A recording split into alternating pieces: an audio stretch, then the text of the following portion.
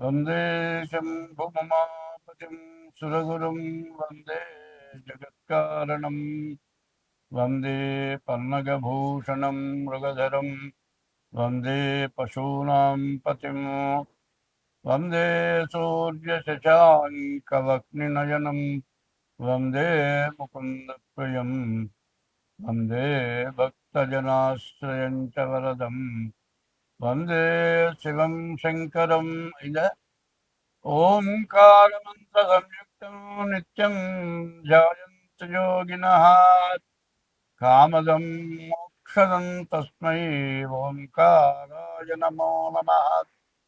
నమస్తే దేవదేవేశ, నమస్తే పరమేశ్వర, నమస్తే వృషభారూఢ నకారాయ నమో నమః.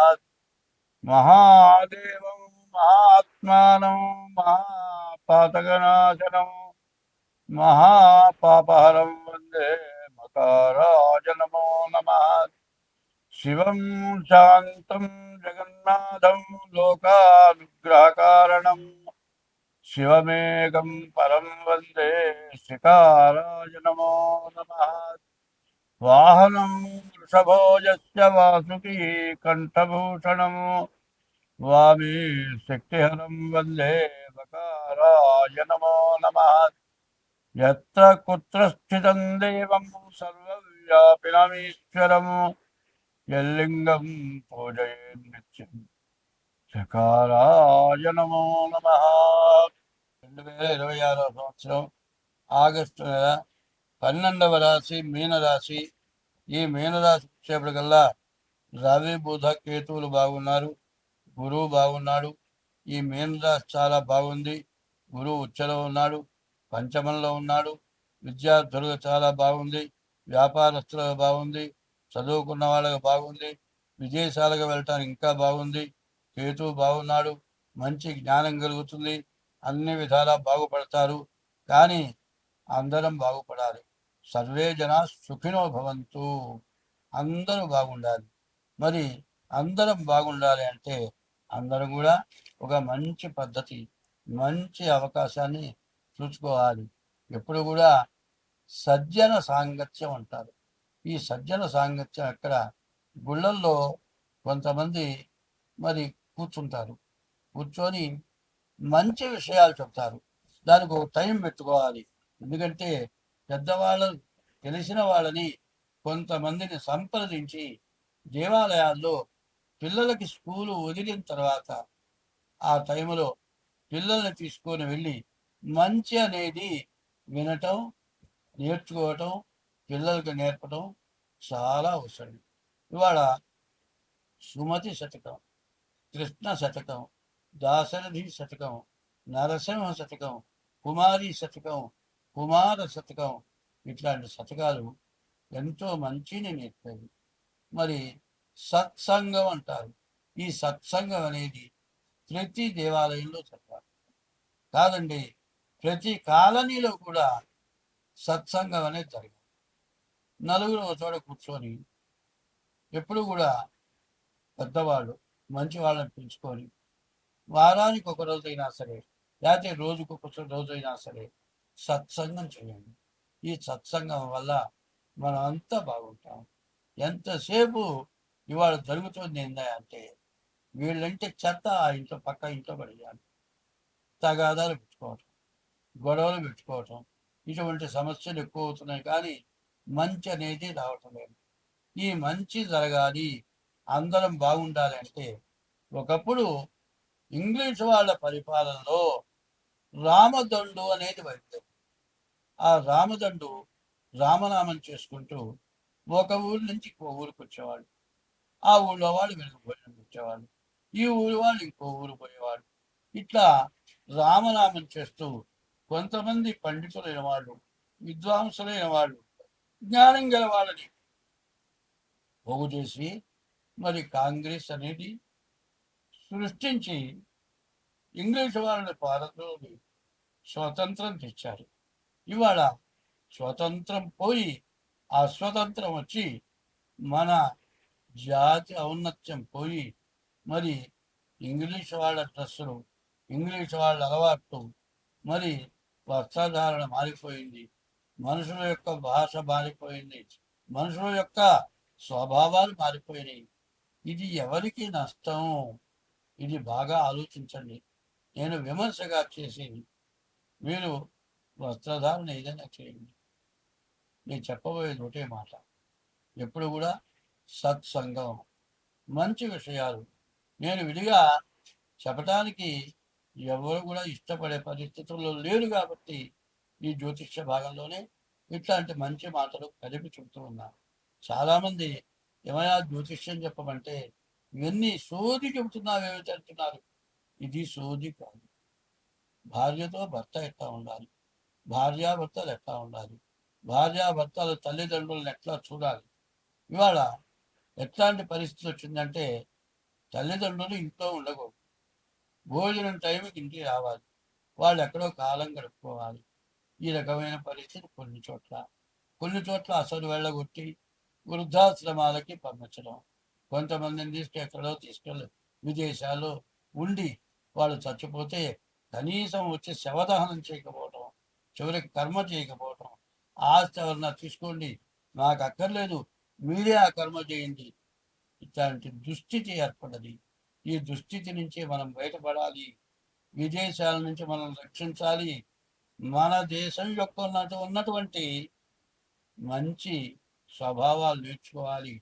అనాది మతం మన మతం, మన మతం ప్రకారం మనం ప్రవర్తించాలి అనే ఉద్దేశం ఖచ్చితంగా అందరికీ చాలా అవసరం. ఇది అవసరం అనుకుంటే సత్సంగం అనేది పెట్టుకోండి. సత్సంగం ద్వారా ఎవరినైనా కూర్చోబెట్టుకొని మంచి మాటలు వినండి. రామాయణం ఉంది, భారతం ఉంది, భాగవతం ఉంది. ఇన్నిటి సారం కూడా చిన్న మాటలతో చెప్తూ ఉన్నాను. దీన్ని మీరు అనుభవంలో తెచ్చుకొని మీరు జాగ్రత్త పడండి. కాదండి మీ జాతకాలు చెప్పాలి అంటే మీ డేట్ ఆఫ్ బర్త్ ద్వారా మీ జాతకాలు నేను చెప్పగలను. అర్థ సామర్థ్యం ద్వారా కూడా మీ జాతకం చెప్పగలను. నాకు 80 సంవత్సరాల వయస్సు, 60 సంవత్సరాల నుంచి దీంట్లో నాకు అనుభవం ఉంది. మీకు అట్లా కావాలంటే నా పేరు పంగులూరి లక్ష్మీనారాయణ. మరి నా ఫోన్ నెంబర్ 6300061241, తర్వాత 7801071946. ఈ 2 నెంబర్లకి ఏ నెంబర్కైనా ఫోను చేసి తగిన ఫీజు చెల్లించి మీ జాతకాలు చెప్పించుకుంటే చెప్పడానికి సిద్ధంగా, మీ మంచి కోరటానికి సిద్ధంగా ఉంటాను. స్వస్తి. ఇటువంటి దానాలు ఎవరు చేయటలేదు. దానాలు చేయకపోగా అందమైన ఆడపిల్లని హింసించటం, కనీసం 10 సంవత్సరాల లోపల పిల్లల్ని కూడా చెడగొట్టడం, ఇట్లాంటి మహాపాపమైన పనులు చేయటం వల్ల ఏలినాటి శనిలో ఎంత పుణ్యం చేసినా, ఎంత గ్రహశాంతులు చేసినా ఆ 7 సంవత్సరాల 6 మాసాల లోపల పడరాని కష్టాలని పడి చివరికి బతికి బయటపడతావా అన్నంత పరిస్థితి బాగా కనబడుతూ ఉన్నది.